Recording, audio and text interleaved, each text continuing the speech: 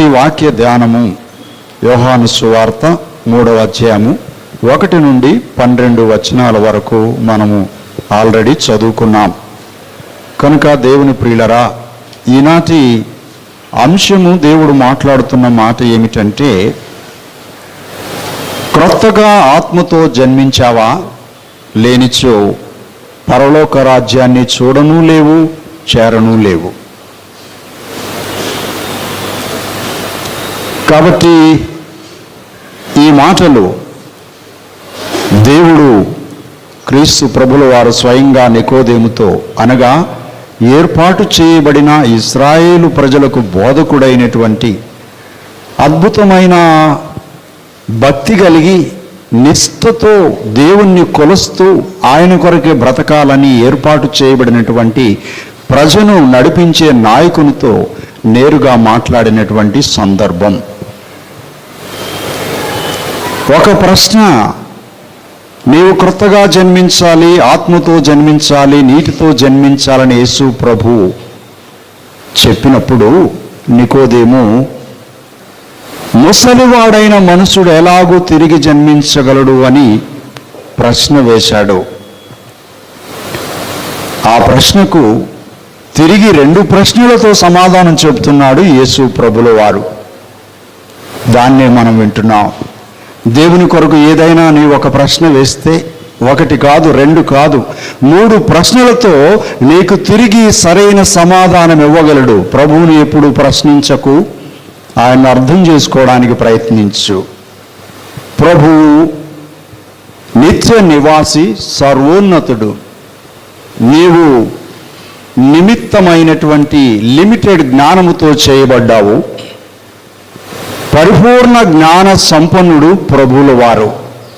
ఆయనకు ప్రశ్నిస్తే నీకు అర్థం కాలేదని దేవుడు తన బోధను, తన ప్రేమను నీకు అందించడానికి నీ ఎడల ఎప్పుడూ ప్రేమ కలిగిన వాడుగా ఉన్నాడు. కానీ విధేయతతో వేసావా, దేవుడు తప్పకుండా నీతో మాట్లాడతాడు. ఆయన ఒకవేళ ఏదో ప్రశ్నించి పట్టుకుందాం అనుకున్నావా, నీకు ఆయన తిరిగి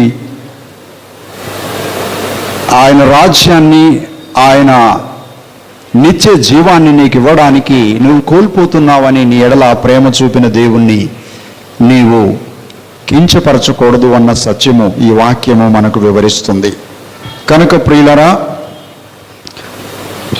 యోహాను సువార్త 3వ అధ్యాయము 3వ వచనం 5వ వచనం చదువుకుందాం. అక్కడ మాట్లాడుతున్న మాట ఏంటంటే దాన్ని విందాం. అందుకు యేసు అతనితో, ఒకడు క్రొత్తగా జన్మించితేనే గాని అతడు దేవుని రాజ్యమును చూడలేడని నీతో నిశ్చయంగా చెప్పుచున్నానెను. 5వ వచనం, యేసు ఇట్లనెను, ఒకడు నీటి మూలముగాను ఆత్మ మూలముగాను జన్మించితేనే గాని దేవుని రాజ్యంలో ప్రవేశింపలేడని నీతో నిశ్చయంగా చెప్పుచున్నాను. ఈ 2 వచనాల్లో వివరిస్తున్నటువంటి మాట ఏమిటంటే, నిశ్చయముగా అని చెబుతున్నారు. నిశ్చయముగా పరలోకము చూడలేవు, నిశ్చయముగా పరలోకం చేరలేవు. మన భక్తికి చివరి యొక్క గమ్యము ఏమిటి అంటే, మానవుడు దేవునితో అనుసంధానమై నిత్యము ఉండేటువంటి పరలోక రాజ్యములో చేరాలి అనేటువంటి స్ఫూర్తి నిరీక్షణతో మానవుడు దేవుని దగ్గరికి రావడానికి భక్తి మార్గము ఏర్పరచుకున్నాడు, లేక దేవుడే ఈ మార్గాన్ని బయలుపరిచాడు అని చెప్పడంలో సందేహం లేదు. కనుకనే మానవాళి అంతా దేవునికి భక్తి ఆరాధనలు హృదయముతో వారికి తెలిసినటువంటి పద్ధతిలో దేవుని ఆరాధించడానికి ప్రోత్సహించబడుతున్నారు, ఆశ కలిగి ఉన్నారు అన్న సంగతి మనందరికీ తెలిసిన సత్యమే. అయితే సత్యముగా యథార్థమైన దేవుణ్ణి ఆత్మతోనూ సత్యముతోనూ ఆరాధించడానికి దేవుని మార్గము ఏకైకమైనది. అన్ని మార్గాలు సరైన మార్గములో దేవుని చెంతకు చేరవన్న సత్యము క్రీస్తు ప్రభుల వారు, నేనే మార్గమును, సత్యమును, జీవమును, నా ద్వారానే తప్ప ఎవరు దేవుని రాజ్యముకు చేరరు అని ప్రభువుల వారు నిశ్చయముగా మాట్లాడుతూ వచ్చారు. కనుక దేవుని ప్రియులరా, నికోదేము వేసిన ఒక ప్రశ్నకు దేవుడు మాట్లాడుతూ నిశ్చయముగా నీవు పరలోక రాజ్యము చూడాలి అంటే నీవు క్రొత్తగా జన్మించాలి. నిశ్చయముగా నీవు పరలోక రాజ్యము చేరాలంటే నీవు తిరిగి జన్మించాలి. నీటి మూలముగా, ఆత్మ మూలముగా. నీటి ద్వారా ఈ లోకములో ఉన్న ప్రజలకు సాక్ష్యం చెబుతూ, దాన్ని నిర్ధారిస్తూ, దేవుని ఆత్మచేత నేను జన్మిస్తున్నాను అని సంఘం ఎదుట ప్రజలందరికీ సాక్ష్యం ఇచ్చి, నీ పాపిష్టి బలహీనమైన దేవుణ్ణి వ్యతిరేకించే జీవితాన్ని ఆ నీటిలో ముంచివేసి లేక వాటిని పాతిపెట్టి అపరిశుద్ధమైన దేవుని వాక్యమనే నీటి ద్వారా కడగబడి క్రొత్తగా ఆత్మ ద్వారా జన్మిస్తున్నానని లోకానికి సాక్ష్యమిచ్చి దేవుని ఆత్మకు లోబడడం అనే మాట మాట్లాడుతూ వివరిస్తూ ఉన్నాడు. నీటిలో దేవునికి సాక్షిగా, దేవుని వాక్య ఆధారంగా ప్రజలకు దేవుని ఎదుట ఆత్మ ద్వారా నీవు జన్మించడానికి నీటి ద్వారా మునిగి దేవుని పరిశుద్ధాత్మ చేత జన్మించాలి అనే సత్యాన్ని 3వ వచనం 5వ వచనములో రాస్తూ ఉన్నాడు. ఇది చెప్పిన వేళ నికోదేము ఒక ప్రశ్న వేస్తున్నాడు యేసు ప్రభుల వారికి. 4వ వచనం 3వ అధ్యాయం యోహాను సువార్త 4వ వచనములో ఆయన ఇలాగ అంటున్నాడు. అందుకు ముసలివాడైన మనుష్యుడు ఎలాగు జన్మింపగలడు? రెండవ మారు తల్లి గర్భమందు ప్రవేశించి జన్మింపగలడా అని ఆయన అడుగగా, ఇక్కడ ఒక ప్రశ్న వేస్తున్నాడు. ముసలివాడైన మనుషుడు ఎలాగూ జన్మిస్తాడు? నేను ఆల్రెడీ అమ్మ గర్భంలో నుండి పుట్టాను, అందరం అమ్మ గర్భంలోనే పుట్టాము, కానీ నీకు తెలుసా పుట్టినప్పుడు నీవు ఎలా పుట్టావో? నీకు తెలియదు. ఆత్మ జన్మకు శరీర జన్మకు ఉన్న తేడా అదే. నీవు ఎలా పుట్టావో, నీ జ్ఞానము దినదినం పెరగాలని, పుట్టినప్పటి నుంచి దేవుని పోషణ నీకు ఉంది అని నీవు గుర్తించాలని, నీకు తెలియని జన్మ, నీ తల్లి గర్భము నుండి శరీర జన్మను దేవుడు నీకు నాకు దయచేశాడు. అందరికీ జన్మదినాలు ఉన్నాయి, ఎవరూ లేదని చెప్పడానికి వీల్లేదు. దానికి రుజువు నువ్వే కదా సాక్ష్యం. ఎంత పెద్ద సాక్ష్యార్థమై నీ స్వరూపాన్ని దేవునికి సాక్షిగా నేను పుట్టాను అని చెబుతున్నావు. అయితే దేవుడు అంటున్న మాట, శారీరకంగా జన్మించిన నీవు దేవుని బిడ్డగా జీవించలేకపోయావు గనుక, నీ జన్మకు సార్థకాన్ని, నీలో ఉన్న ఆత్మను కించపరచి ఆత్మను బయటికి త్రోసివేశావు గనుక తిరిగి నీ కొరకు దేవుడు ఒక సంకల్పాన్ని ఏర్పాటు చేశాడు. అందుకే తిరిగి ఆత్మ ద్వారా జన్మించాలి అనే మాట మాట్లాడుతున్నాడు. ఎలాగూ తల్లి గర్భంలోనికి వెళ్తాను, రెండవ మారు మళ్ళా జన్మించాలా అంటున్నాడు. అవును, రెండవ మారు నీవు దేవుని ఆత్మచేత జన్మించాలి. అది వేరు. జన్మదిన వేడుకలు అందరం చేస్తాం. జన్మదినం అంటే ఏదో చేయాలని ఆతృత పడతాం. అసలు దేవుని ఆరాధించడానికి వచ్చినటువంటి నీవు ఆత్మ ద్వారా జన్మించకుండా దేవుణ్ణి ఆరాధించడంలో నీవు ఎదగలేవు. నీకు దేవుని బిడ్డగా గుర్తింపు కూడా లేదు. నీవు దేవుని బిడ్డవే కాదు అన్న సంగతి ఇశ్రాయేలు ప్రజలు ఏర్పాటు చేయబడిన ఉన్నతమైన నిష్ఠ కలిగినటువంటి ప్రజలకు బోధకుడైనటువంటి నికోదేముతో దేవుడు ఖచ్చితంగా, నిశ్చయంగా నీవు తిరిగి ఆత్మ ద్వారా జన్మించి అప్పుడు దేవుని ఆత్మ వాక్కులు వివరిస్తే ఆత్మ ద్వారా అనేకులు జన్మిస్తారు. ఇలాగ నీవు బోధిస్తే ఎవరు కూడా పరలోక రాజ్యం వెళ్ళరు, నీవు కూడా చూడలేవు, వెళ్ళలేవు అని మాట్లాడాడు. బోధిస్తున్న బోధకుడే రాజ్యం వెళ్ళకపోతే వింటున్నటువంటి నీకు నాకు దేవుని బిడ్డగా తిరిగి ఆత్మ ద్వారా జన్మించిన అనుభవం, జన్మించమని చెప్పిన దేవుని మాట ప్రకారం లేకపోతే దేవుని మాటలు నీకు అర్థం కావు. దేవుని రాజ్యం నీకు కనిపించదు. దేవుని రాజ్యంలో నీవు చేరలేవు. అదే మాట నికోదేముతో. ఎలా జన్మించాలి అంటే దేవుడు చెబుతాడు. ఎలాగండి ఆత్మ ద్వారా నేను జన్మించాలి ఏమిటని ప్రశ్న వేసుకోకు నికోదేములాగా. ఆయన మాటను నమ్ము. అదే మాట ప్రభుల వారు వేసినటువంటి ప్రశ్నకు ఆయన సమాధానం ఇస్తూ మొదటి భాగములో యేసు ప్రభుల వారు అంటున్నాడు. 3వ అధ్యాయము 10వ వచనంలో యేసు ప్రభుల వారు మరొక ప్రశ్నతోనే ఆయనకి సమాధానం చెబుతున్నాడు. ఒక ప్రశ్న వేస్తే 2 ప్రశ్నలతో సమాధానం ఇస్తున్నాడు. మొదటి ప్రశ్న నికోదేముకు వేస్తున్నాడు. 10వ వచనం 3వ అధ్యాయం యోహాను సువార్త. యేసు ఇట్లనెను, నీవు ఇశ్రాయేలుకు బోధకుడవై ఉండి వీటిని ఎరుగువా? ప్రశ్న, ఎంతకాలమైంది నీవు ఆరాధనకు రాబట్టి? ఎంతకాలమైంది యేసుక్రీస్తు ప్రభుని గురించి నీవు విని? ఎంతకాలమైంది నీవు బోధ చేయబట్టి? ఎంతకాలమైంది నీవు ఆయా గ్రామాలకు వెళ్ళి అనేక మందికి దేవుని సువార్త చెబుతున్నానని చెప్పుకోబట్టి? దేవుని ప్రజలకు బోధకుడు అయ్యుండి నీవు తిరిగి జన్మించాలని నీకు తెలియదా? ఆత్మ ద్వారా జన్మించకుండా ఆత్మకార్యాలు జరగవని నీకు తెలియదా అని ప్రశ్నతో మాట్లాడుతున్నాడు. దేవుని ప్రియ సంగమా, దేవుని సంగమని చెప్పుకుంటున్నటువంటి నీవు తిరిగి జన్మించాలని నీకు తెలియదా?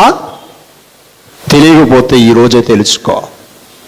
వెంటనే మారు మనసు పొంది పాప పశ్చాత్తాపము పడి పాపములు విడిచిపెట్టి నీటి ద్వారా ఆత్మ ద్వారా జన్మించి ప్రభువును గణపరచడానికి నీ జీవితాన్ని పరలోక రాజ్యం కొరకు సిద్ధపరచుకోవాలని దేవుడు స్వయంగా ఇజ్రాయేలు బోధకుడితో మాట్లాడుతున్న మాట మనకు ఎంతైనా ప్రశ్నార్థకంగానే ఉండకూడదు. అది దేవునికి సమాధానం ఇచ్చేదిగా ఉండాలి. ఇంకా ఇక్కడ ఎవరైనా బాప్తిసం పొందిన వారు ఉంటే, మీరెంతకాలం ఆరాధనకు వచ్చి ప్రభువుని ఆరాధించింది చాలా మంచిది. ఇక అలాగ ఆరాధిస్తే మీరు అపోహలో ఉన్నారు, మోసపోతున్నారు. మోసపోకుడి, దేవుడు వెక్కిరించబడడు. మీ భక్తి మిమ్మల్ని పరలోక రాజ్యం చేర్చదు, మీరు నేరుగా నరకానికి వెళ్ళిపోతారు. ఈ ప్రమాదం ఉన్నది. యేసుక్రీస్తు బిడ్డగా తిరిగి జన్మించకపోతే దేవుని రాజ్యం చూడలేవు, దేవుని పరలోక రాజ్యం చేరలేవు. అందుకే మీ ఇంట్లో ఉన్నవారందరూ తిరిగి ఆత్మ ద్వారా నీటి ద్వారా జన్మించారా లేదా? నీ భక్తికి ఒక ప్రశ్న. నీ కుటుంబానికి యేసు ప్రభుల వారు వేస్తున్నటువంటి ప్రశ్న. నీ భక్తి లోకానికి సంబంధించింది కాదు, నీ భక్తి పరలోకానికి సంబంధించింది. నీ భక్తి నీ మాటలకు సంబంధించింది కాదు, ఇది పరలోక సంబంధమైన ఆత్మకార్యము. కనుక దాన్ని అంగీకరించు. నీకు నువ్వు ప్రశ్న వేసుకోవా? నీకు తెలియదా అని నికోదేముతో దేవుడు ఎంతో స్పష్టంగా మాట్లాడుతున్నాడు. నీకు అర్థం కాలేదా? ఇంకా నీవు కూడా విను. చెవులు గలవాడు ఆత్మ సంగముతో చెబుతున్న మాట వినుగాక. అనేక మారులు బైబిల్ గ్రంథంలో రిపీట్ అవుతున్న మాట. 2 చెవులు కలిగిన నీవు దేవుని ఆత్మ సంగతులు ఇంకా వివేచింపవా, గ్రహింపవా? ఇంకెవరైనా ఇక్కడ దయతో నీటి ద్వారా ఆత్మ ద్వారా తిరిగి జన్మించకపోతే దేవుని పాదసేవకుడుగా మీకు నా 2 చేతులు జోడిస్తూ ఆహ్వానం అందిస్తున్నాను. రోజు నీళ్లకు ఆటంకము లేక సిద్ధపరిచి ఉంచాం. మీ కొరకాయ దేవుని దాసుడు సిద్ధంగా ఉన్నాడు. నీటికి ఆటంకం లేదు, నీవే దానికి సిద్ధంగా ఉండకుండా అడ్డంగా ఉండకూడదని దేవుడు నిన్ను బ్రతిమిలాడుతూ తన ప్రేమ కేక నీకు వినిపిస్తున్నాడు. కనుక దేవుని ప్రియులరా, మరొక ప్రశ్నతో ముగింపులోకి తీసుకెళ్తూ మాట్లాడుతున్నాడు. 12వ వచనంలో, భూ సంబంధమైన సంగతులు నేను మీతో చెప్పితే మీరు నమ్మకున్నప్పుడు పరలోక సంబంధమైన మీతో చెప్పినేడలా ఎలాగు నమ్ముదురు? అక్కడ కూడా ప్రశ్న. నికోదేముకు ఎక్స్ప్లెయిన్ చేస్తూ, అయ్యా, భూ సంబంధమైన అనేక ఆశ్చర్య కార్యాలు, అద్భుతాలు దేవుడు మనకి జన్మనిచ్చాడు, దేవుడు మనకి ఆయువునిచ్చాడు, దేవుడు మనకి శరీరాన్ని ఎదుగుదలకు కావలసిన ఆహారం ఇచ్చాడు, దేవుడు మనని పోషిస్తున్నాడు. ఈ భూమి మీద ఉన్న సమస్తం ఆయన మన కొరకు చేశాడు, మనం అనుభవిస్తున్నాము. అయితే దేవుని సన్నిధిని, దేవుని ఆరాధించడానికి ఆయనకు ఇవ్వాల్సిన సమయాన్ని, చెందాల్సినటువంటి ఘనతను ఆయనకి ఇవ్వాలని చెబుతుంటేనే ఈ లోక సంబంధమైన మాటలే మీకు అర్థం కావట్లేదే, ఇక పరలోక సంబంధమైన ఆత్మ విషయాలు ఎలాగూ నీకు అర్థమవుతాయి? మొట్టమొదట ఈ లోకములో ఉన్నదంతా దేవునిదే, దేవుడే నీకు సమస్తం ఇచ్చాడని నీవు అర్థం చేసుకో. నీవు అనుభవిస్తున్న ప్రతి ఈవి,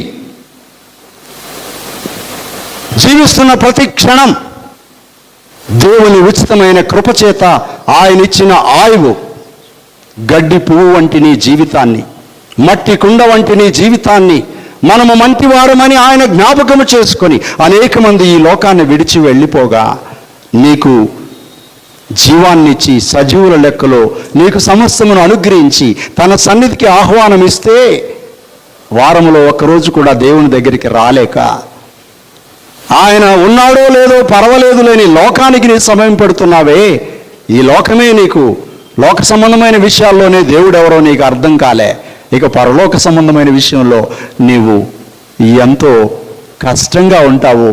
నీకోదేమో జాగ్రత్త, త్వరగా లోకమంతా దేవునిదే, భూమియు దాని సంపూర్ణతయు అంతా ఆయనవే అని 24వ కీర్తనలో కీర్తనకారులు కీర్తించిన కీర్తనను ధ్యానం చేసుకో. ఏది కూడా నాది అని గర్వించుకో. అందము మాయా నిలకడలేనిది, దాన్ని నమ్మకు మోసగించును. మరణము ఒకనాడు వచ్చున్, మరువకు నీ ప్రభువును. రమ్మోని తరుణమిదే రమ్మనుచున్నాడు, నీ ప్రభువైన యేసునొద్దకు రమ్ము.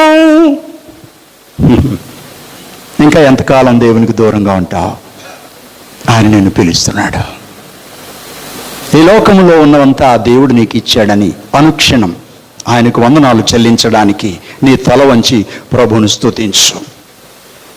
ఇక ప్రభు అంటున్నాడు, ఇంకా నీకు అనుమానం ఉందా? శరీర జన్మ ఎలాగ ఉందో ఆత్మ జన్మ కూడా అలాగే ఉన్నదని యోహాను సువార్త 3వ అధ్యాయం 6వ వచనంలో వివరిస్తూ ఆయన చెబుతూ ఉన్నాడు. శరీర మూలముగా జన్మించినది శరీరమును, ఆత్మ మూలముగా జన్మించినది ఆత్మయునై ఉన్నది. గమనించారా? శారీరకంగా అందరం పుట్టాం. ఆత్మతో జన్మించావా? రెండో మారు నీవు జన్మించావా? బిడ్డలు లేని వారు బిడ్డలు కావాలని ఎంతో ఆతృత పడతారు. నిన్న సాయంకాలం నాకు ఫోన్ వచ్చింది. బాలస్వామి అన్న మన దగ్గర ఉండి వెళ్ళేవాడు. అన్న, నాకు ఒక చక్కటి బిడ్డను దేవుడిచ్చాడు, మంచి బహుమానం దేవుడు కూతురునిచ్చాడన్నా, మా కొరకు ప్రార్థించండి. అన్ని బిడ్డను పెళ్లి చేసుకున్నా దేవుడిచ్చిన బహుమానాన్ని హృదయంతో అంగీకరించి దేవుని బిడ్డలు నా కొరకు ప్రార్థిస్తారని హృదయంతో ఆయన ఫోన్ చేసి చెప్పారు. కనుక దేవునికి స్తోత్రం. ప్రియులరా, మీ అందరికీ కూడా జన్మ తేదీలు తెలియకపోయినా మీరు జన్మించారని అందరికీ తెలుసు. కానీ తిరిగి ఆత్మ ద్వారా క్రొత్తగా జన్మించామని ఎంతమంది చెప్పగలరు? చెప్పకపోతే నీవు పరలోకం చూడను లేవు, చేరను లేవు. నిశ్చయముగా యేసు ప్రభు చెప్పిన మాట ఇది.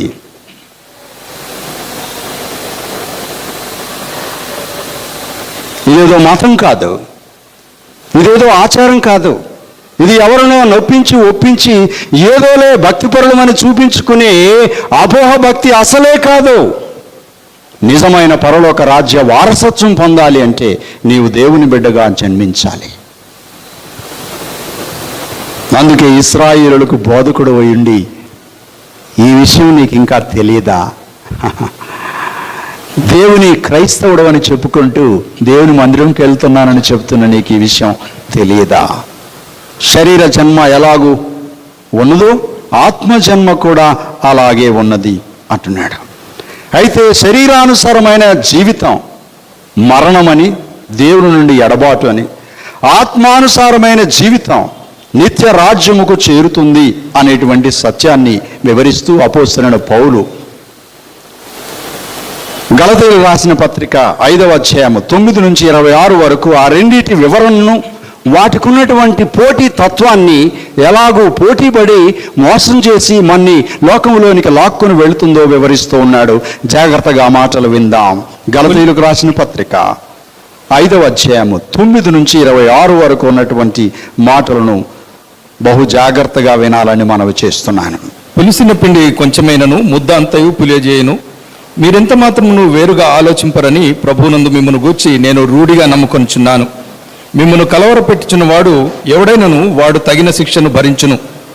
సహోదరులారా, సున్నతి పొందవలనని నేనింకను ప్రకటించుచున్న ఎడల ఇప్పటికి నీ హింసింపబడనేలా? ఆ పక్షమున శిలువ విషయమైన అభ్యంతరము తీసివేయబడును కదా. మిమ్మల్ని కలవరపెట్టువారు తమను తాము ఛేదించుకున్నట మేలు. సహోదరులారా, మీరు స్వతంత్రులుగా ఉండుటకు పిలువబడితిరి. అయితే ఒక మాట, ఆ స్వాతంత్ర్యమును శారీరక క్రియలకు హేతువు చేసుకొనక ప్రేమ కలిగిన వారై ఒకనికొకడు దాసులై ఉండుడి. ధర్మశాస్త్రమంతయు నిన్ను వలె నీ పొరుగువాన్ని ప్రేమించుము అను ఒక్క మాటలో సంపూర్ణమైనది. అయితే మీరు ఒకనినొకడు కరుచుకొని భక్షించిన ఎడల మీరు ఒకని వలన ఒకడు బొత్తిగా నశించిపోదురేమో చూచుకొనుడి. నేను చెప్పున్నదేమనగా, ఆత్మానుసారంగా నడుచుకొనుడి, అప్పుడు మీరు శరీరేచ్ఛను నెరవేర్చరు. శరీరము ఆత్మకును, ఆత్మ శరీరమునకును విరోధముగా అపేక్షించును. ఇవి ఒకదానికొకటి వ్యతిరేకముగా ఉన్నవి గనుక మీరేవి చేయ నిశ్చయింతురో వాటిని చేయకుందురు. మీరు ఆత్మచేత నడిపింపబడిన ఎడల ధర్మశాస్త్రమునకు లోనైన వారు కారు. శరీర కార్యములు స్పష్టమైనవి. అవేవనగా జారత్వము, అపవిత్రత, కాముకత్వము, విగ్రహారాధన, వ్యభిచారములు, ద్వేషములు, కలహము, మత్సరములు, క్రోధములు, కక్షలు, భేదములు, విమతములు, అసూయలు, మత్తతులు, అల్లరితో కూడిన ఆటపాటలు మొదలైనవి. వీటిని గూర్చి నేను మునుపు చెప్పిన ప్రకారము ఇటు వాటిని చేయువారు దేవుని రాజ్యమును స్వతంత్రించుకొనరని మీతో స్పష్టంగా చెప్పుచున్నాను. అయితే ఆత్మఫలమేమనగా ప్రేమ, సంతోషము, సమాధానము, దీర్ఘశాంతము, దయాళుత్వము, మంచితనము, విశ్వాసము, సాత్వికము, ఆశా నిగ్రహము. ఇటు వాటికి విరోధమైన నియమమేదీ లేదు. క్రీస్తు యేసు సంబంధులు శరీరమును దాని ఇచ్చలతోనూ దురాశలతోనూ సిలువ వేసి ఉన్నారు. మనము ఆత్మను అనుసరించి జీవించే వారమైతిమా ఆత్మను అనుసరించి క్రమముగా నడుచుకుందము. ఒకరినొకరము వివాదమునకు రేపకయు, ఒకరి యందొకరు అసూయ పడకయు, వృధాగా అతిశయ పడకయు ఉందము. గమనించారా ప్రియులరా? శరీర కార్యములు స్పష్టమై ఉన్నవి. 16-17 వచనాల్లో అల్లరితో కూడిన ఆటపాటలు, మత్తతులు, భేదములు, సకల విధములైనటువంటి దుష్కార్యములు దేవుని భక్తి పేరును కూడా ఈనాడు జరుగుతూ ఉన్నాయి. స్వార్థం, నేను కనపడాలి, నేను పెద్దను కదా, మాకు ఆధిక్యత కావాలి. నీ ఆధిక్యత నువ్వు నరకానికి పోతావు, జాగ్రత్త. దేవుని దగ్గర ఆధిక్యతలు అవసరం లేదు. దేవునికి లోబడడం, శరీర కార్యము వ్యతిరేకించడం అనేది క్రైస్తవుడు చేయాలి. అందుకే యేసు ప్రభుల వారు పరలోకములో ఎవడు గొప్పవాడని అడిగితే ఒక చిన్న బిడ్డను ఎత్తుకొని ఈ చిన్న బిడ్డల వంటి వారు అయితేనే కానీ మీరు పరలోక రాజ్యములో చేరాలన్నారు. అనగా ఏంటంటే, చిన్న పిల్లవాని స్వభావం నీకు నాకు కావాలి. దేవుని స్వభావం అది, దేవుని యొక్క తత్వం అది, దేవుని యొక్క మూర్తిమత్యము నుంచి వెళ్ళు విరిసేటువంటి సువాసన సందడి అది. అది భక్తిలో వికసించే పుష్పము వంటిది. అది లేనట్లయితే నీ భక్తి మోడుబారింది. ఇంకా శరీర కార్యాలు దేవుని మందిరంలో కూడా నెరవేర్చుకోవడానికి ప్రయత్నిస్తున్నావా? శరీర కార్యాలు స్పష్టమైనవి. భేదముందా? అది గుర్తించు. ఆత్మఫలం ఏదనగా అని వివరించారు. ఈ రెండిటికి ఏముంది? ఈ రెండింటి మధ్య వ్యతిరేకత ఉన్నది. 16-17 వచనం చదువుదామా? 16-17 వచనం, 5వ అధ్యాయం గలతీయులకు రాసిన పత్రిక 16-17 వచనం. నేను చెప్పినదేమనగా, ఆత్మానుసారముగా నడుచుకొనుడి, అప్పుడు మీరు శరీరేచ్ఛను నెరవేర్చరు. శరీరము ఆత్మ శరీరముకు విరోధముగా అపేక్షించును. ఇవి ఒకదానికొకటి వ్యతిరేకముగా ఉన్నవి గనుక మీరేవి చేయ నిశ్చయింతురో వాటిని చేయకుందురు. భక్తిలో కూడా శరీర కార్యాన్ని తీసుకొని దేవుని మందిరంకు వస్తే దేవుని ఆరాధించాలనుకున్న నీవు ఆరాధించలేవు. ఆయన్ని ఘనపరచాలని ఎంతో ఆశతో వచ్చినా దేవునికి అవమానం కలిగించి వెళ్తావు. ఎందుకంటే your body will over take your spirituality. నీ ఆత్మీయతను నీవు పెంచకపోతే, ఆత్మీయ బిడ్డగా నీవు జన్మించే అనుభవమే నీకు లేకపోతే, ఇంకా ఎదగడానికి ఆస్కారం లేకపోతే, ఆత్మీయ ఎదుగుదల నీకు లేకపోతే, నీ శరీర కార్యము నిన్ను డామినేట్ చేసి నీ భక్తిని మోసం చేస్తుంది అని పౌలు భక్తుడు తన సంఘానికి ప్రియమైన లేఖ ద్వారా వివరిస్తున్నాడు. నీ భక్తి ఎలాగుంది? శరీరము ఆత్మ ఒకటికి ఒకటి పోటీపడి మానవుణ్ణి మభ్యపెట్టి భక్తిలోంచి భుక్తి కొరకు దిగజారుస్తుందని, అపవిత్రతకు నాశనానికి అప్పగిస్తుందని శరీర కార్యాలు స్పష్టమై ఉన్నవి. కనుక శరీరానుసారులు శరీరం మీద మనసుంచుతారు, ఆత్మానుసారులు ఆత్మ మీద మనసుంచుతారు అనేటువంటి మాటను కూడా దేవుని గ్రంథంలో మనం చూడగలం. దీనికి కారణం ఏమిటి?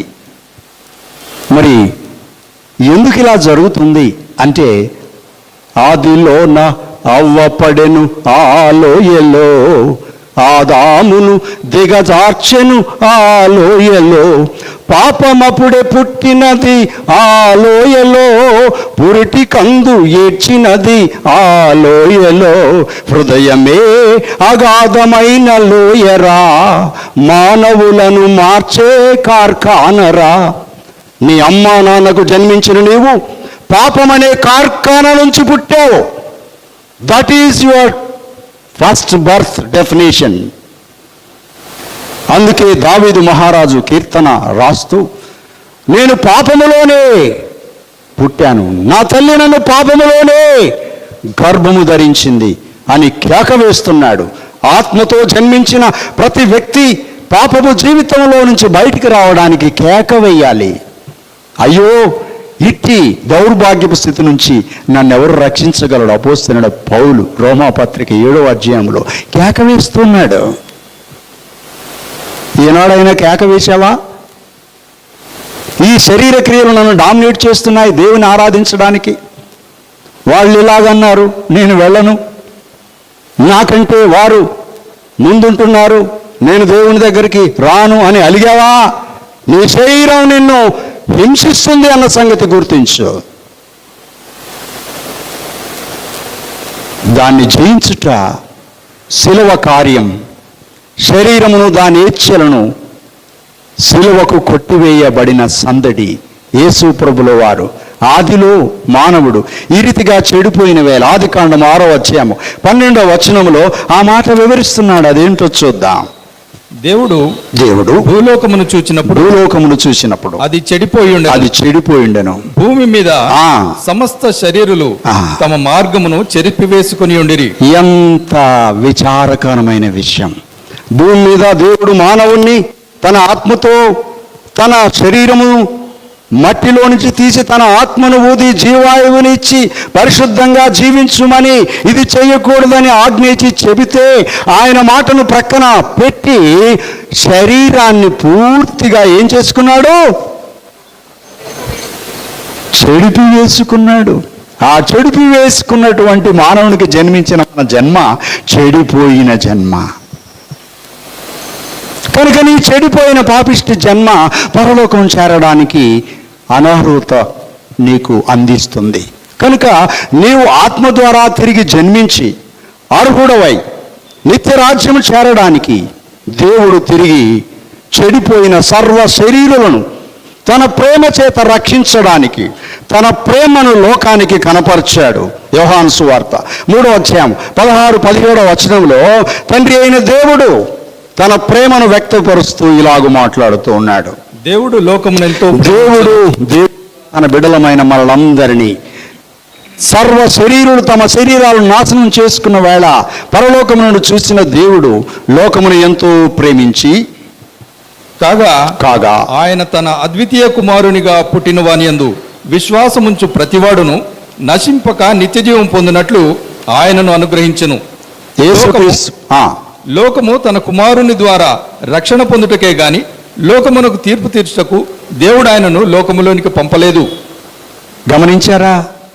దేవుడు లోకములో ఉన్న ప్రజలందరినీ, మానవులను శరీరముతోనూ ఆత్మతోనూ కలిపి సిద్ధపరిచాడు. అయితే వీరందరూ నరకాగ్నికి పోవడానికి లేక ఉగ్రతకు తీర్పుకు పాల్గొనడానికి దేవుడు చేయలా. దేవుడిచ్చిన స్వతంత్రము ఎందుకు అంటే, నీవు దేవుని మాట విని ఆయన ఆరాధిస్తూ ఉంటావని నీకు స్వేచ్ఛనిస్తే, దేవుని మాటను కాలరాసి శరీర కార్యాలే అది సమస్త శరీరుడు చెడిపోయిన వేళ పట్టరాని ప్రేమతో తన బిడలమైన మన మీద అనర్గళమైన తన కృపను పెంచుకొని ఏం చేయాలో తెలియక తండ్రి అయిన దేవుడు తన ప్రియ కుమారుడైనటువంటి యేసుక్రీస్తు ప్రభువును మనకు రక్షకుడుగా ఈ లోకమునకు పంపాడు. పుత్రుడుగా పున్నామ నరకము నుండి రక్షించుటకు మనకు కుమారుడు అనుగ్రహించబడెను అనే ఆచారాన్ని కూడా కొట్టివేస్తూ ఆచారములోంచి ఆధ్యాత్మికమైన ఆత్మ జననం ప్రతి వారికి కావాలి అని మానవులను రక్షించడానికి మానవుల రక్షింపను దేవుండు తన కుమారుని పంపెను, మన శరీరము దాల్చెను, ఆ ప్రభువు మన పాపములకు తూరెడి యేసుక్రీస్తను పేరున రక్షకుండెలచినాడీల లోపల గారి జనులతో తానెంత శుభాషలను పలికినాడు. నమ్మి బాప్తిస్మముందు నరులకు రక్షణ మరి కల్గును, నమ్మనొల్లకపోయడి నరులకు నరకంబు సిద్ధమనెను. దేవుని ప్రేమ ఇదిగో జనులారా భావంబునందలియరే, కేవలము నమ్ముకొనినా పరలోక జీవంబు మన కబ్బును. కేవలము నమ్ముకొనినా పరలోక జీవంబు మన కబ్బును. విన్నారా? యేసుక్రీస్తు ప్రభువు సమస్త లోకములో ఉన్న మానవ శరీరం నాశనానికి నరకానికి వెళ్లకుండా దేవుడే కుమారుడుగా అవతార జన్మించి కన్యక గర్భమందు పాపము లేనివాడిగా పుట్టి సమస్త మానవుల పాపవాలను విమోచించడానికి క్షమాపణను అనుగ్రహించాడు. అది దేవుని ప్రణాళికలో నీ రక్షణ నా రక్షణకు దేవుడు ఏర్పాటు చేసిన అద్భుతమైన దేవుని ప్రణాళిక. అందుకే లూకాసు వార్త 19:10 నశించిపోతున్నటువంటి మన శరీరాలను మన జీవితాలను వెదకి రక్షించుటకు మనుష్య కుమారుడు వచ్చెనని అతనితో చెప్పెను. మనిషి కుమారుడుగా యేసుక్రీస్తు ప్రభు ఈ లోకానికి వచ్చారు. కాబట్టి ఇంకా యేసు ప్రభు నీవు నమ్మి ఆయన్ని సొంత రక్షకుడుగా అంగీకరించి తిరిగి మారు మనసు పొంది యేసుక్రీస్తుని సొంత రక్షకుడు అంగీకరించి ఆత్మ ద్వారా క్రొత్తగా జన్మించినట్లయితే నీ పరలోక రాజ్యాన్ని నీ చేతులారా ఆయన ప్రణాళికను తుడిపి వేసుకొని పోగొట్టుకున్నావన్న సంగతి దేవుని వాక్యం చాలా చక్కగా వివరిస్తుంది. కనుక దేవుని ప్రియులరా, దేవుని యొక్క ప్రేమ ద్వారా మనం రక్షించబడడానికి దేవుడు ఆ రక్షణను తెలియపరుస్తూ అక్కడ దేవుని వాక్యాన్ని వివరిస్తాడు. కనుక ఆ మత్తయి సువార్త అదే అధ్యాయం 10వ రాశాడు కదా, అక్కడ ఎవరు ఈ మాటకు ముందుగా ఉన్నటువంటి వ్యక్తి ఎవరండి? జక్కయ్య ఇంటికి యేసు ప్రభు వస్తున్నా ఆ మార్గం గుండా పోతుంటే జక్కయ్య చెట్టు మీద నేను చూడాలని ఆశపడితే జక్కయ్యని పేరు పెట్టి పిలిచాడు. నీ పేరు దేవునికి తెలుసు, నీ ఇంటికి నేను వస్తానన్నాడు. ఆయన ఇంటికి వెళితే ఆయన ప్రేమను చూసి ఆయన వెంటనే మార్పు చెంది ఆయన యేసు ప్రభువుని అంగీకరించాడు. తన హృదయాన్ని ఒప్పుకున్నాడు. ఆత్మ ద్వారా జన్మించాడు. దేవుని మాట విని దేవుని మాట ద్వారా రక్షణ పొందినటువంటి ఆ యొక్క జక్కయ్యతో నేడు నీ ఇంటికి రక్షణ వచ్చి ఉన్నది. అప్పుడే ప్రభు అంటున్నాడు, కానీ జక్కయ్య ట్యాక్స్ కలెక్టర్, ఇప్పుడు ట్యాక్స్ అందరం కడుతున్నాం, మోసం. ఈ మధ్యలో మరలా భూ సంరక్షణ చట్టం ఒకటి పెట్టేసి భూముల పేర్లు రెగ్యులైజ్ కింద కావలసినంత దోచుకుంటుంది ప్రభుత్వం. మేలు చేసేదేమీ లేదు, దాంట్లో కూడా కలెక్షనే. అలాంటి సందర్భంలో ఉన్న జక్కయ్య దేవుణ్ణి ఆత్మ ద్వారా చూడగలిగాడు. నేను తిరిగి జన్మించాలని ఆయన జీవితాన్ని దేవునికి అప్పగించాడు.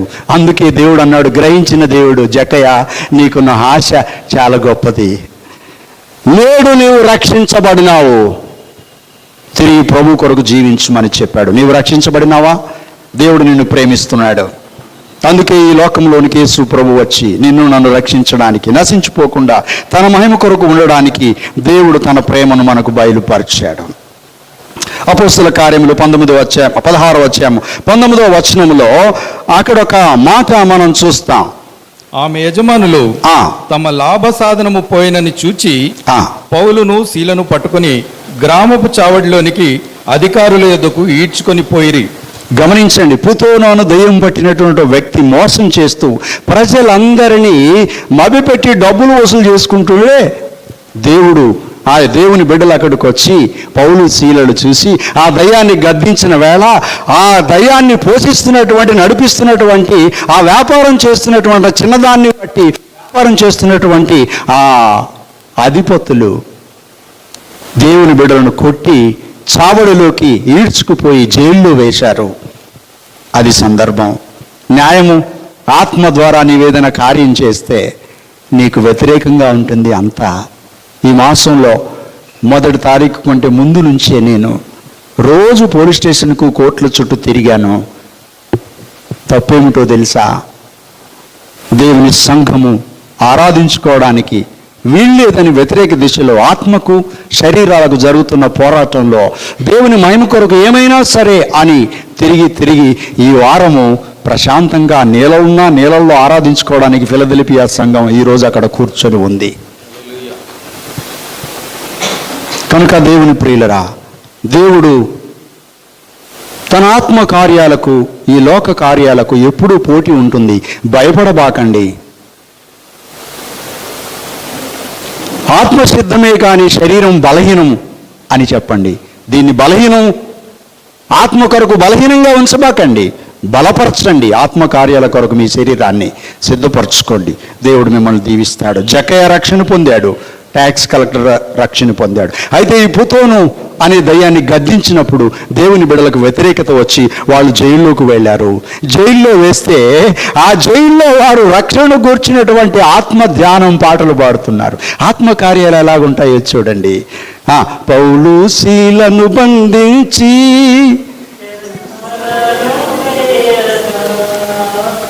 వారు పాటలతో ప్రార్థించగా చెరసాల బ్రద్దలాయే.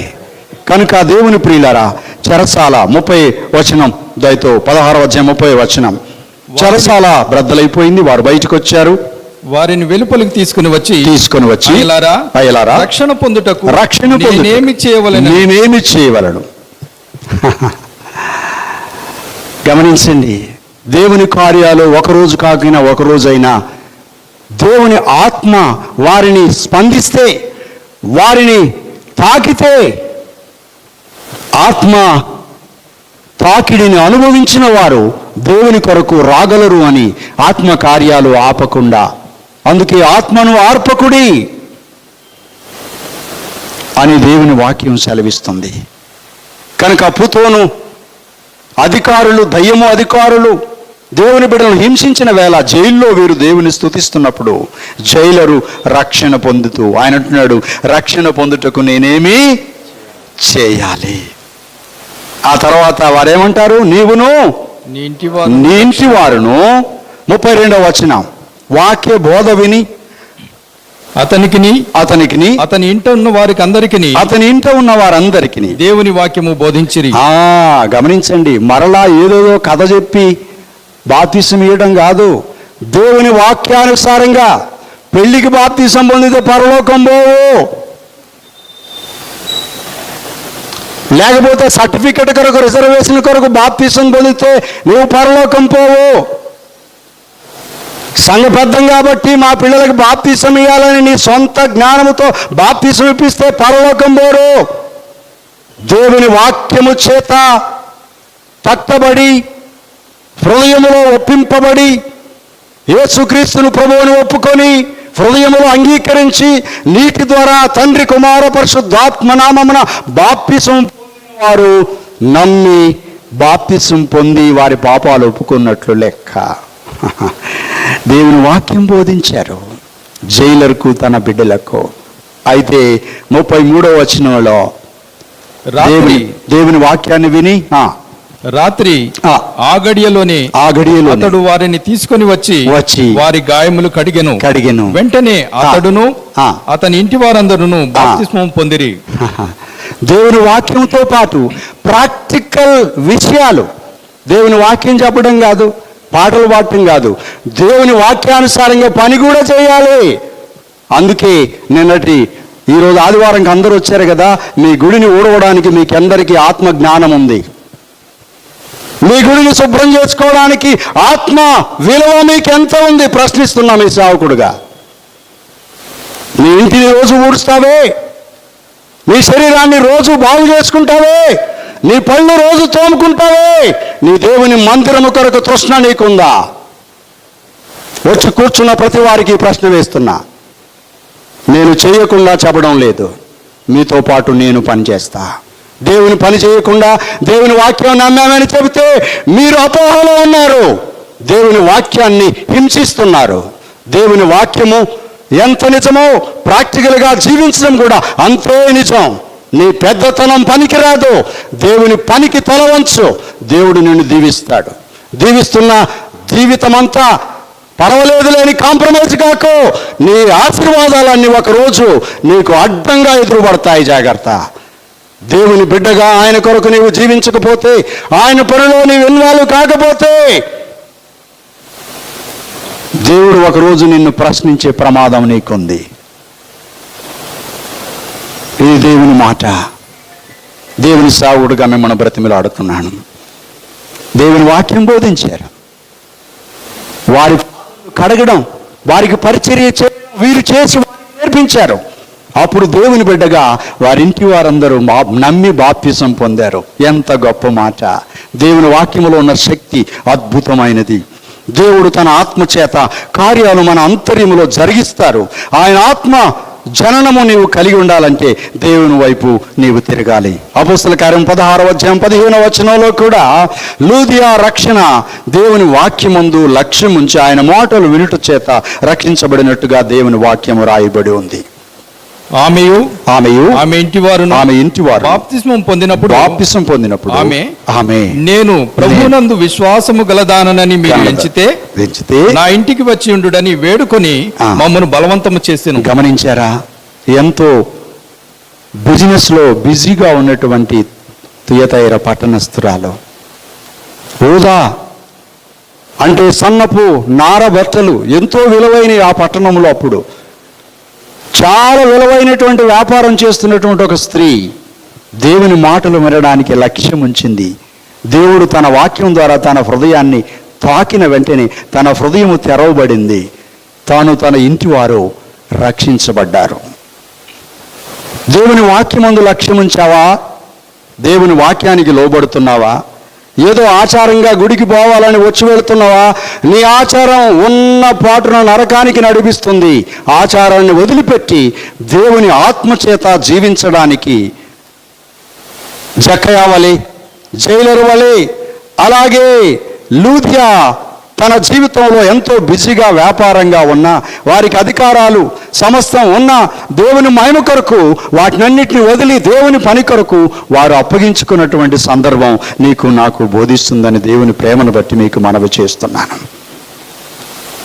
ఇది ఒకవేళ నీకు జరగాలి అంటే నీవు దేవుని బిడ్డగా తిరిగి జన్మించాల్సిందే. 1 పేతురు పత్రిక 1వ అధ్యాయం 23-24 వచనంలో ఏలైనగా సర్వ శరీరులు గడ్డిని పోలిన వారు, వారి అందమంతయు గడ్డి పువ్వు వలె ఉన్నది. 23వ వచనం. గడ్డి ఎండును దాని పువ్వు రాలును, అయితే ప్రభువు వాక్యము ఎల్లప్పుడూ నిలుచును. 23వ వచనం కూడా చదవండి. 23 అన్న. ఏలైనగా సర్వ శరీరులు గడ్డిని పోలి. దానికంటే ముందు వచనం అది కావాలండి. 22 వచనం, అది 20 ఓకే కలిపి ఉంది. 22వ వచనం అది కూడా చదవండి దయతో ప్లీజ్. చదవండి అమ్మా. మీరు క్షయబీజం నుండి కాక శాశ్వతమైన బీజమగు దేవుని వాక్యము వలన అక్షయ బీజము నుండి పుట్టింపబడిన వారు కనుక కలిగినట్లు విధేయుల ఒకటి చేత పరుచుకుని వారై ఆ తర్వాత ఎక్స్ప్లెనేషన్ ఏంటి? సర్వ శరీరులు గడ్డిని పోరిన వారు. కాబట్టి సర్వ శరీరము గడ్డి వంటిది, పువ్వు వంటిది, ఇంతలో కనబడి అంతలో మాయమైపోతుంది, గాలి బుడగ వంటిది. ఈ శరీరం కొరకు అనేక కార్యాలు చేస్తూ ఉంటాం కదండి. పొద్దున్న లేచిన దగ్గర నుంచి మొదలు పెడితే సాయంత్రం నిద్రపోయే వరకు కూడా నువ్వు చేసే పనులను దేని కొరకు చేస్తావు? ఎంత బిజీయో, ఎలా దొరకవు, అందనే అందవు, అంతా దేని కొరకు చేస్తున్నావు? శరీర కార్యాలు. బేరీజు వేసుకో, తరాజు కట్టుకో, కొలత వేసుకో. ఇందులో ఆత్మకార్యాలు, దేవుని కార్యాలు ఎన్ని? సర్వ శరీరులు గడ్డిని పోలిన వారు. శాశ్వతమైన బీజము అనగా వాక్యము చేత జన్మించాలి. ఇది అక్షయ బీజము. మన శరీరంలో జన్యు సంబంధమైనటువంటి క్రోమోజోమ్స్ ఉంటాయి. తల్లిదండ్రుల వీర్యము నుండి, అండము నుండి ప్రతి బిడ్డకు తల్లిదండ్రుల గుణగణాలు, లక్షణాలు ఈ జెనెటిక్స్ ద్వారా మనలోకి వస్తాయి. నీ రంగు, నీ ఎత్తు, నీ ఆలోచన విధానం, నీకుండేటువంటి అవయవ అమరిక అన్నీ కూడా జన్యువులలో దాచిపెట్టబడిన లక్షణాలు బయటికి వస్తాయి. కాబట్టి క్షయబీజము, శరీరము తల్లిదండ్రుల ద్వారా వచ్చినటువంటి గుణగణాలు ఎలాగైతే, అచ్చం మీ నాన్నలాగే ఉన్నావు, అచ్చం నీ చెవులు మీ మమ్మీలాగున్నాయి, నీ ముక్కు మీ తాతలాగుంది, చాలా బాగా చెప్పుకుంటావు, మంచిదే. నీ జీవితం దేవుని బిడ్డలాగుందని ఎవరైనా ఎప్పుడైనా చెప్పారా? ఇంతకాలం దేవుని కొరకు, దేవుని సంఘంలో సభ్యునివని చెప్పుకుంటున్నా నీవు ఎన్నిసార్లు దేవుని బిడ్డవని ప్రజలు నీ గురించి సాక్ష్యం ఇచ్చారు? నీ దేవుడు ఇస్తున్నాడా? అయితే శరీరము గడ్డిని పోలింది, సర్వ శరీరులు గడ్డిని పోలిన వారు. కాబట్టి దేవుని ప్రియులారా, శాశ్వతమైన అక్షయ బీజము, నాశనము కాని దేవుని వాక్యము ద్వారా భూమి ఆకాశమును గతించిన నా మాటలు ఎంత మాత్రమో గతించవు అని చెప్పిన దేవుని మాట ప్రకారం నీవు తిరిగి జన్మించావా? దేవుని వాక్యము ద్వారా జన్మించితే దేవుని వాక్యము ద్వారా నీవు నిత్య జీవములో చేరతావు. దేవుని వాక్యమే నిత్య జీవితాన్ని మనకు దయచేస్తుంది. కనుక దేవుని ప్రియులరా, దేవుని వాక్యం అనేటువంటి శ్రేష్టమైన సత్య వాక్యము ద్వారా అక్షయమైనటువంటి దేవుని బిడ్డగా క్షయమైనటువంటి శరీర సంబంధమైన క్రియలను జయించి ఆత్మ ద్వారా జన్మించడానికి దేవుని వాక్యము నీ ఇంట, నీ నోట, నీ జీవితంలో ఉండాలి. అది అక్షయమైన బీజానికి గుర్తు. నీ బిడ్డలు, నీవు దేవుని వాక్యము ద్వారా ఆయనను వెంబడించాలి. ఏది పెడితే ఆచారం కాదు. ఇంకా క్రైస్తవులు పాలు పొంగించాలి, పసుపు ఉయ్యాలి, ఆకులు పెట్టాలి, పోకలు పెట్టాలి. మీకు చెబుతున్నాను, మీ ఆచారం దేవుని ఆధ్యాత్మికతకు అవమానం. నీ భక్తి నీకు మార్పు తేవాలి. రండి బయటికి దేవుని ఆత్మీయతను ఎదుర్కోవడానికి. ఇంకెంతకాలం? గతించిన కాలము చాలు. ఈ లోక శరీర సంబంధమైన క్రియలకు సమయాన్ని ఎంతో పాడు చేసుకున్న మనం దేవుని ఆధ్యాత్మికమైనటువంటి వాక్యము కొరకు, వాక్యం ఏమి చెబుతుంది, క్రీస్తు ఏం బోధించారు, ఆయన బోధ కొరకు మనం బ్రతకడానికి ఆయనకు దీనికి కారణం ఏంటి తెలుసా? అసలు ఆత్మ జన్మే లేకపోతే ఆత్మలో ఎదుగుదల ఎక్కడి నుండి వస్తుంది ప్రియులారా? అదే చెబుతున్నాడు. మీరు జన్మించారా? ఆత్మ ద్వారా జన్మించి దేవుని ఆత్మీయతలో మీరు ఎదగాలని దేవుని వాక్యం మీకు దేవుని ప్రేమను అందిస్తుంది. అందుకే దేవుని ప్రియులరా, దేవుని బిడ్డలకు వెరీ సింపుల్. దీనికి మరి ఏం చేయాలని మీరు ప్రశ్న వేసుకుంటున్నారేమో. యోహాను సువార్త 1వ అధ్యాయం 12-13 వచనాల్లో యేసు ప్రభుల వారు దేవుని బిడ్డలను ఆహ్వానమించి అందరికీ తన కృపను మెండుగా దయచేసి పిలుస్తూ ఉన్నాడు.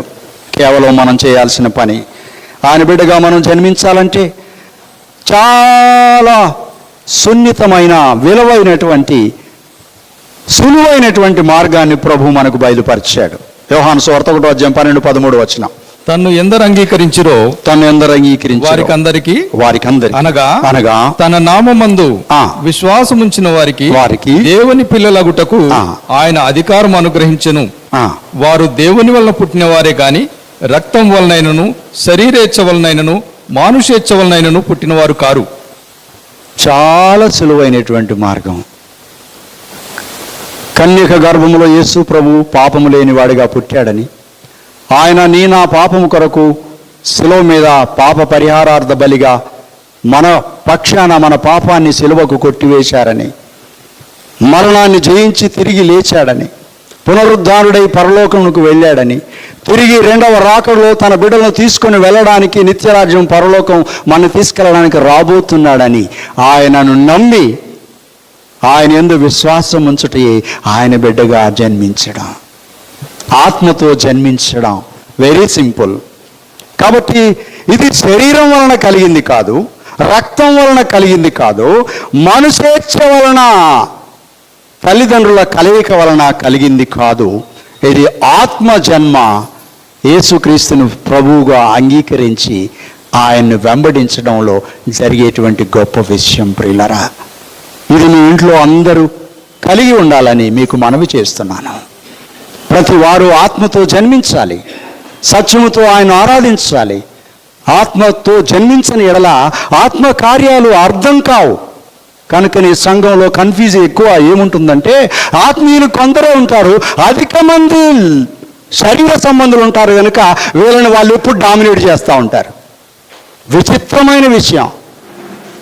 ఆత్మకు లోబడరు, ఆత్మానుసారంగా జీవించడం చేత కాదు. మాటలు మాత్రం విపరీతంగా వస్తాయి, ఆత్మీయ బుద్ధి మాత్రం చాలా తక్కువగా ఉంటుంది. వీరు అంగహీనులు, ఆత్మ లేనివారు. అందుకే ప్రభు అన్నాడు, ఆత్మ లేనివాడు నా వాడు కాడు. కనుక దేవుని ప్రేమను బట్టి ఆత్మ కలిగిన వాడు ఆత్మకార్యాలు కలిగి ఉంటాడు. ఖచ్చితంగా కనిపిస్తుంది. దేవుడు గుడ్డివాడు కాదు, మనుషుడు గుడ్డివారు అసలే కాదు. కనుక నీవు ఆత్మ ద్వారా జన్మించాలి. శరీరం ద్వారా జన్మించింది శరీరమును, ఆత్మ ద్వారా జన్మించింది ఆత్మను. దీనంతటికీ దేవుడు ప్రణాళిక వేశాడు, తన శ్రేష్టమైన ప్రేమను మనకు చూపించాడు. చివరి మాటను నేను చెప్పి ముగించడానికి ఆశపడుతున్నాను. నీ ఇంట్లో ఇంకెవరైనా ఆత్మ ద్వారా జన్మించకపోతే, ఒకవేళ నీవు కూడా ఆత్మ ద్వారా జన్మించకపోతే పరలోక రాజ్యాన్ని చూడలేవు, పరలోక రాజ్యంలో చేరలేవు. ఇది నిశ్చయము. ఇది యేసుక్రీస్తు ప్రభు వారు స్వయంగా చెప్పిన మాట. ఇశ్రాయేలులకు బోధకుడైన నికోదేముకు వేసిన ఖచ్చితమైన ప్రశ్న గనుక నీకు నాకు కూడా ఇది సరిపోతుంది. లూకా సువార్త 7వ అధ్యాయం 28, 29, 30 వచనాలు ముగింపులో 31వ వచనంతో ముగించుకుందాం. స్త్రీలు కనిన వారిలో యోహాను కంటే గొప్పవాడెవడును లేడు. అయినను దేవుని రాజ్యములో అల్పుడైన వాడు అతని కంటే గొప్పవాడని మీతో చెప్పుచున్నాను. ప్రజలందరూ సుంకరులను విని అతడిచ్చిన బాప్తిస్మం పొందిన వారై దేవుడు న్యాయవంతుడని ఒప్పుకొనిరి. పరిసయ్యులను ధర్మశాస్త్రోపదేశకులను అతని చేత బాప్తిస్మము పొందక తమ విషయమైన దేవుని సంకల్పమును నిరాకరించిరి. గమనించారా? ఇదంతా దేవుని సంకల్పం. ఈడ దేవుని మాటలు వినడానికి నీవు వచ్చావంటే, దేవుని ఆత్మ ద్వారా నీవు జన్మించి ఆయన బిడ్డగా ఈ భూమి మీద జీవించి నిత్యరాజ్యం పరలోకం వెళ్ళడానికి దేవుడి ప్రణాళిక నాయడలా ఉండబట్టే దేవుడి మాటలు వినడానికి దేవుడు ఇక్కడికి మనం తీసుకొచ్చాడు. దేవుడి ప్రణాళికలో గమనించండి, యోహాను బాప్తిసం ఇస్తూ ఉంటే సుంకరులు పాపులు వచ్చి మారు మనసు పొంది బాప్తిసం పొందుతుంటే, శాస్త్రులు పరిసయ్యులు ధర్మశాస్త్రోపదేశకులు నాకులాగా బోధ చేసే వాళ్ళంతా, మాకు బాప్తిసం అవసరంలే, మేము మహాభక్తులం, బాప్తిసం పొందుతాం కానీ అలాగ అసలే బ్రతకమని యేసయ్యను కాలుతో వారి సంకల్పాన్ని ప్రక్కన పెట్టి ఆయన సంకల్పాన్ని కాలరాశారు అని రాస్తాడు. దేవుని సంకల్పం నీకు నాకు ఉంది.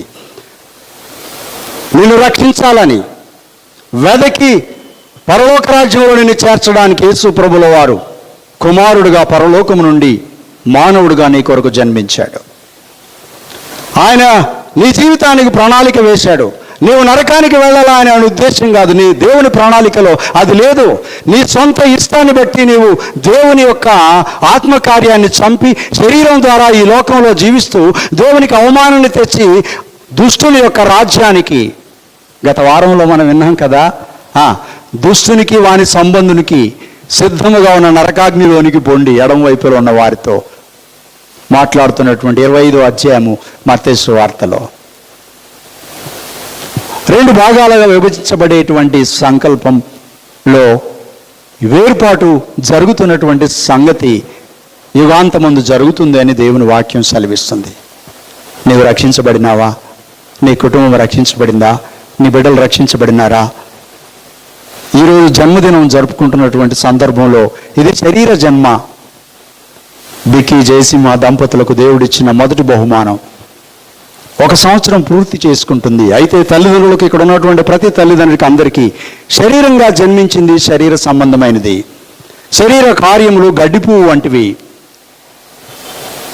అవి నశించిపోతాయి. ఆత్మ ద్వారా జన్మించకపోతే, క్రొత్తగా జన్మించకపోతే, తిరిగి జన్మించకపోతే, దేవుని బిడ్డగా జన్మించకపోతే, యేసు ప్రభువుని అంగీకరించకపోతే పరలోక రాజ్యము లేదు అని దేవుని గ్రంథము సత్యమైన వాక్కు సత్యముగా బోధిస్తూ ఉండగా నీవింకా దేవుని సంకల్పాన్ని కాలరాసి ఈ సత్యాన్ని చెబుతున్నటువంటి యోహాను భక్తుని మాట దేవుని వాక్యం చెబుతుంటే సుంకరులు పాపులు బాప్తిసం పొందితే శాస్త్రులు పరిచయులు ధర్మశాస్త్రోపదేశకులు వారి విషయమైన దేవుని సంకల్పమును త్రోసివేశారు అని రాయబడి ఉంది. ఈరోజు దేవుని సంకల్పాన్ని నీవు నీ కుటుంబం త్రోసివేయకూడదని దేవుని ప్రతినిధిగా నా చేతులు జోడించి మిమ్మల్ని బ్రతిమలాడుతున్నాను. దేవుని సంకల్పంలోనికి మనం అందరము రావాలి. పరలోక రాజ్యంలో మనం దేవుని స్తుతించాలి. అందుకే చివరగా ప్రభు 2 ప్రశ్నలు వేసి నికోదేముకు సమాధానం చెప్పి 3వ ప్రశ్నతో ఇక్కడ దేవుని సంకల్పాన్ని త్రోసివేసినటువంటి సందర్భంలో కూడా మరలా ప్రశ్న వేస్తూ దేనితో మిమ్మల్ని అందరినీ పోల్చాలి అని 31వ వచనంలో, లూకాసు వార్త 7వ అధ్యాయం 31వ వచనంలో రాస్తున్నాడు. ఇలాంటి కన్ఫ్యూజన్లో ఉండి దేవుని అంగీకరించక శరీరంలో జీవిస్తూ శరీర కార్యాలు చేస్తూ దేవుని సంకల్పాన్ని కాలరాసి కన్ఫ్యూజన్లో దేవుని ఆత్మ జన్మం లేకుండానే భక్తి అపోహలో ఉన్న మిమ్మల్ని దేనితో పోల్చాలి అంటున్నాడు. 31వ వచనం, లూకాసు వార్త 7వ అధ్యాయం 31వ వచనం. నేను దేనితో పోల్చదును? దేనిని పోలి ఉన్నారు? దానికంటే ముందు అంటాడు, ప్రియులరా నేను దేనితో పోల్చాలి? యోహాను తినక తాగక వచ్చి దేవుని సత్య సువార్త ప్రకటిస్తే ఆయన తినకుండా తాగకుండా బోధ చేస్తున్నాడని యోహాను తిరస్కరించారు. యేసు ప్రభుల వారు తినుచు తాగుతూ పాపులతో సుంకరులతో కూర్చొని దేవుడు మనవలే మనతో ఉండి ఆయన ప్రేమను అందిస్తే తినుచున్నాడు తాగుచున్నాడు వీడు పాపులతో ఉన్నాడని యేసు ప్రభుని కూడా అన్నారు. మరి దేనితో మిమ్మల్ని పోల్చాలి? ఈ లోక సంబంధులుగానే ఉంటారా? తిరిగి జన్మించి పరలోక రాజ్య సంబంధులుగా మీ జీవితాన్ని దేవునికి అప్పగించుకుంటారా? మీ జీవితం మీ ఇష్టం. మీకు దేవుడు స్వాతంత్రాన్ని ఇచ్చాడు కనుక మరొకసారి దైవజనుడిగా నా 2 చేతులు జోడించి మీకు మనవి చేస్తున్నాను. శరీరముతో జన్మించినది శరీరమును, ఆత్మ ద్వారా జన్మించినది ఆత్మను. శరీరము మరణమునకు కారణం, ఆత్మ నిత్య జీవానికి చేరుస్తుంది.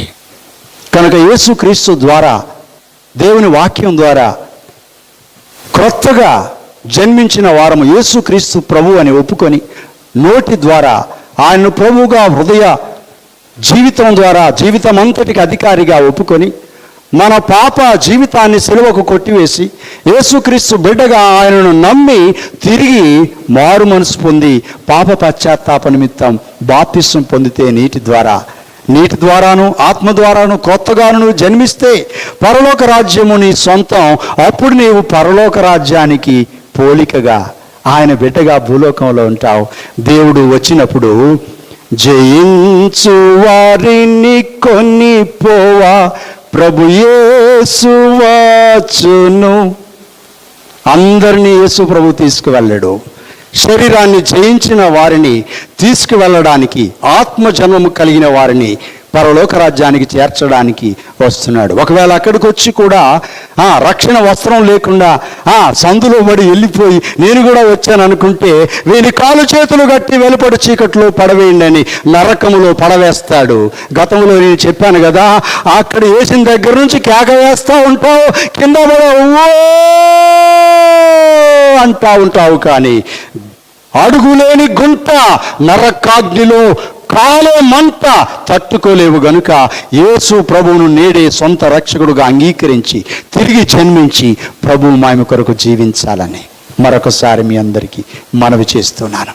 దేవుడి మాటలు దీవించి మారు మనసు పొంది నీటి ద్వారా ఆత్మ ద్వారా దేవుని వాక్యానుసారంగా తిరిగి జన్మించడానికి ఇంకా ఎవరైనా హెసిటేట్ చేయకూడదు. ఇది దేవుని సంకల్పం. దీన్ని నిరాకరించితే దేవుడు లోకంతో మనని పోలుస్తాడు. లోకంతో పోలిస్తే లోకం దాని ఆశలు గతిస్తాయి. లోకంలో ఉన్నదంతా శరీరాశ, నేత్రాశ, జీవపుడంబము. లోకము దాని ఆశలు గతిస్తాయి. దేవుని వాక్యము నిరంతరము నిలుస్తుంది. ఆత్మచేత నీవు తిరిగి జన్మించి జీవిస్తే నిత్య రాజ్యం నీకు సొంతమవుతుంది. దేవుడు మనల్ని దీవించి తన మహిమ కొరకు ఆశీర్వదించి నిత్య రాజ్యములో నిరంతరం ఆయన స్తుతించే ప్రజగా, ఆయన రాజుల యాజక సమూహంగా మన్ని వాడుకొని మహిమ పొందును గాక. రండి, హృదయాలు తెరిచి కనులు మూసుకొని, ప్రభువా నిజంగానే ఆత్మతో నేను జన్మించాను కానీ ఇంకా ఎదుగుదల నాకు లేదు. ఆత్మతో జన్మించిన నా కుటుంబంలో ఉన్న వారి కొరకు నేను ప్రయాసపడి వారికి నీ సత్యవాక్కును చెబుతాను అని నీకు నీవు తీర్మానం చేసుకో.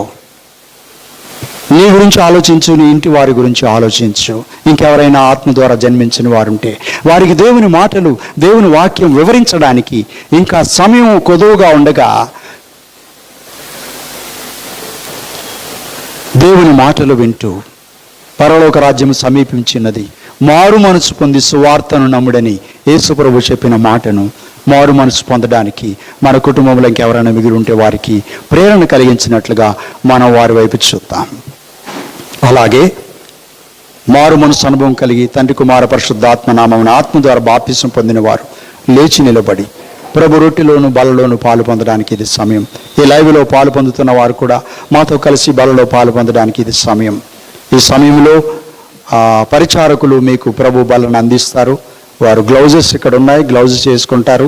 వారు మాత్రమే మీ చేతిలో పెడతారు. మీరు చెయ్యాలాగు చాపండి, ప్రభు రొట్టెయు బలయు మీకు అందిస్తారు. ప్రభు రొట్టెలో బలలో పాలు పొందాలనుకున్న వారు లేచి నిలబడి మీ సిద్ధబాటును బయలుపరచండి. బల్ల చెంత ప్రార్థించుకొని ప్రభు బలలో పాలు పొందుదాం. కృపగల మా తండ్రి, నమ్మదగిన దేవా, అమూల్యమైన మీ శరీరము గుర్తుగా ఉన్న